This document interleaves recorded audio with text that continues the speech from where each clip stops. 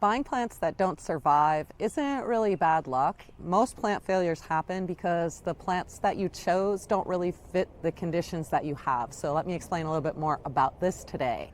Most plant problems that you have in your garden start before you even plant anything. It's usually when you're going to the garden center, impulse buying plants, then figuring out what to do with them later, like this will fit somewhere, just sticking them in wherever.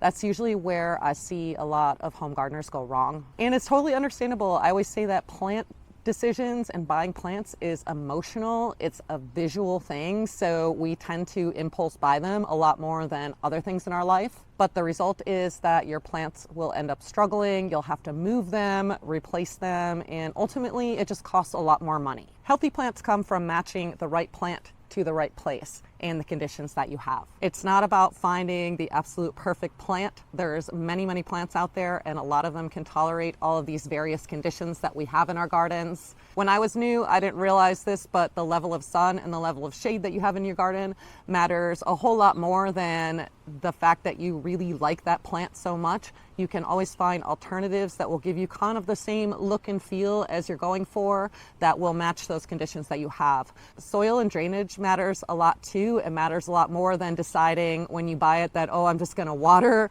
a lot more this one particular plant that I want. It's easier to just choose the plant that will work in those conditions that you have, and putting the right plant, that perfect plant that you want, in the wrong place is never going to work out. It's always going to struggle. It's never going to look its best. So as a designer, there are about 4 questions that I ask myself before I choose any plants for a particular space that I'm designing. The first is the sun and the shade levels of the property and the placement of that specific plant. Because it's not only the garden is sunny or shady, it's where is that specific location? Is that specific location sunny or shady? Sometimes there's a long bed that you're designing and one side might have a bit more shade or part shade, and the other side may be in full sun all day. So thinking about where in the garden bed you're placing that plant and how does that relate to the way the sun moves through the property. That's the first thing. The second thing is the soil and the drainage on the property. Is it average moisture? Is it very dry? Is it very wet in that space? You can find plants that will fit those specific conditions. Also, the type of soil that you have. Is it clay? Is it loam? Is it a very sandy soil? Is it just a really poor soil that needs amending? You can amend soil, but it takes a couple years to get that right by adding compost. So in the beginning, when you're choosing and you have a space that kind of has poor soil, you're better off trying to find plants that can tolerate that type of soil. And there's lots out there that can accommodate that. The third thing I think about is the mature size of the plant. Will it fit in this space in a few years, or am I just cramming it or sticking it or tucking it into a space that I have because I impulse bought it and I don't really know where to put it next? As a designer, I would think about the mature size and make sure that plant has all the room and space it needs to grow. And finally, just climate tolerance. Overall climate of your space. Can it handle as cold as it gets, as warm as it gets, in all of the varying conditions that you have on the property?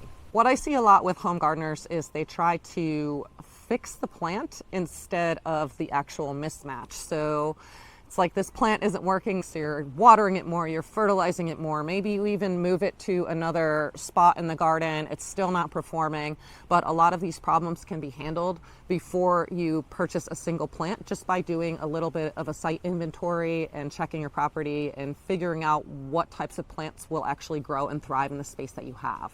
I see a lot of people trying to just give supplemental water, extra fertilizer, and honestly, these are short-term fixes that lead to kind of long-term frustration, especially as you get hooked on gardening, because if you're new, I know you will, and that one small garden bed that you're planting now is going to turn into 13 garden beds on your property. So all of a sudden you have 13 different garden spaces and plants that are put in those spaces that don't really fit, so you're dragging the hose around your yard trying to provide supplemental water, trying to figure out where to prune and where to weed, and it just leads to so much more maintenance down the line. So it's better to think about these things ahead of time.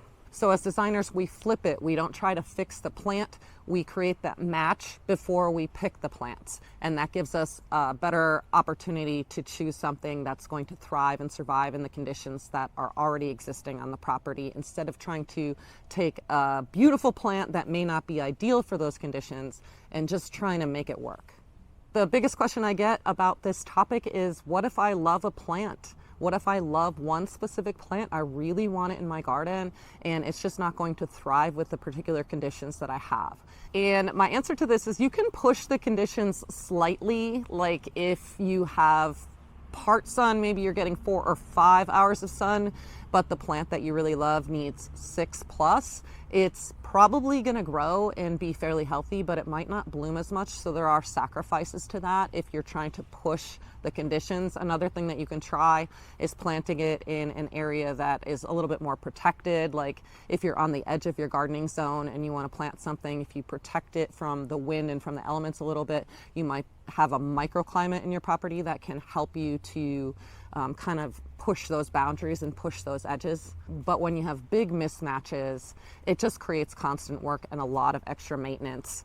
You're better off finding something similar that is going to match those conditions that you have. And so, like I said, there's not really a perfect plant. It might be a beautiful plant. It might be something that you're like, wow, I wish I could have that in my garden.